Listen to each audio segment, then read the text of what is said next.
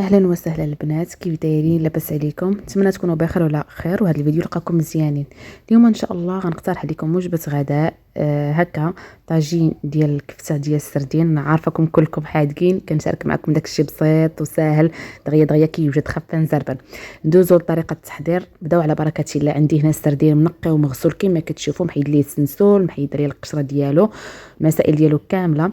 انا كنفضل نقطعو هكا بالموس ماضي جنوي، ما كنبغيش نديرو في الهاشوار، كنقطعو مزيان بحال هكا، كيعجبني بحال هكا ديال الهاشور كيجيني فشي شكل. المهم ما عليناش. من بعد ما قطعته كما كتشوفوا خديت طويجين، درت فيه بصيله مشلضه، درت عليه مليحه، شويه الخرقوم عود، وخديت طبيصيل واحد اخر. العطريه اللي كنديرها في السردين كنديرها في داك الطبسيل، المليحه والخرقوم عود. سكينجبير ما درتوش في الحوض، درتو غير في داك الطبيصيل. درت شويه الكمون هكا على السردين، وشويه الكمون حتى هو غادي نديروه في الطبيصيل، غير ما نقويوش باش ما يجيناش مر، راكم عارفين. شويه تحميره. المهم العطريه ديال الحوت كامله انا ما كنديرش الحاره البنات، ما كنديرش البزار، ما كنديرش السودانيه. نتوما لكم الاختيار، بغيتو ديروا الحرور ديروه. حكيت واحد الراس ديال الثومه كبير، فرقتو عليهم على الطبيصيل وعلى السردين. قزبره ومعدنوس كما كتشوفوا. عصرت هنايا شويه ديال الحامض على السردين وفي الطبسيل. صافي زدت واحد شويه ديال الماء على ديك العطريه، وغادي نحاول نمزج هاد العطريه مزيان باش يدخل فيه هذاك الماء. كما كتشوفوا هاد العطريه البنات غادي نخليها للطويجين.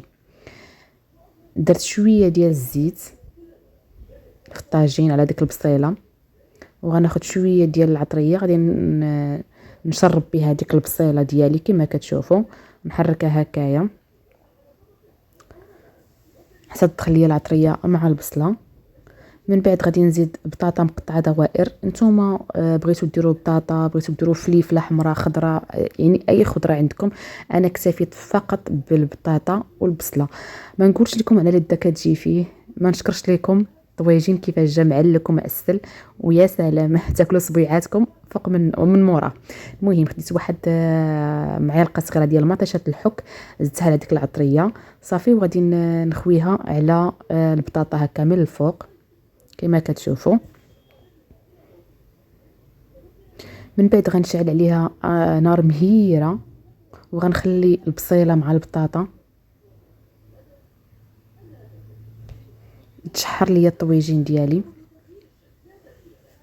حتى نحس بيه بدا تيغلي بحال هكاك. عاد ندير عليه الكفته السردين، حيتاش السردين راه دغيا كيطيب. صافي غناخد ديك الكفيته غادي ندخل فيها هاد العطريه مزيان مزيان مزيان كما كتشوفوا. الا بغيتوا اضافه اخرى انكم زعما تزيدوا الروز فهو كيجي معاه لذيذ، انا ما زدتوش، اكتفيت فقط بهذا الشيء اللي درت. صافي غنلبس هاد الكفتات السردين مزيان. انا كنخدم بيديا البنات، كيعجبني نخدم بيديا ونحس بان الحاجه درتها بيديا كتكون واحد البنه الصراحه. المهم غادي نلبس هاد الكفيتات السردين بالعطريه مزيان مزيان مزيان، وغنشكلها على شكل كويرات بحال هكايا دغيمه القيمه. المهم كوريات بحال هكايا راه متوسطين في الحجم. غادي نشكل الكفته ديالي كامله كما كتشوفوا. بلا طابت ليا دخل زعما الطياب مع البصله وبطاطا. كما قلت لكم كفته السردين راه دغيا كطيب دغيا كتوجد. طويجين ساهل كيوجد دغيا دغيا، ما كياخذش معاك الوقت بزاف، ما كتحتاجيش انك توقفي بزاف في الكوزينه، وكيجي لذيذ. ما نقولش لكم كيفاش كيجي، سيرتو الا طاب على نار مهيله كيجي معلك ومعسل. وانا راه خليت الكفيته ديالي شربات العطريه مزيان، يعني راه خليتها تقريبا واحد نص ساعه صافي. من بعد ما شكلت الكويرات ديالي كما كتشوفوا، والطاجين حتى هويا دخلوا الطياب كما كتشوفوا. غادي نستف كرات ديال السردين على البطيطه.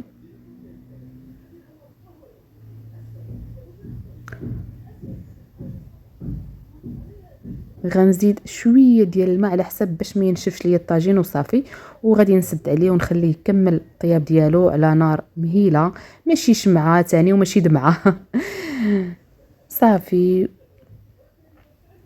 انا زدت واحد الاضافه، زدت فليفله خضراء وحمراء، غير طريفات صغارين كانوا شاطولي وزدتهم، ضايع ما كاينلاش صافي زدتهم كما كتشوفوا معايا، زينت بهم وعطاو واحد اللذه، واحد البنه، زادوها الطويجين وواحد شويه ديال الحامض هكايا غير كتزين فقط.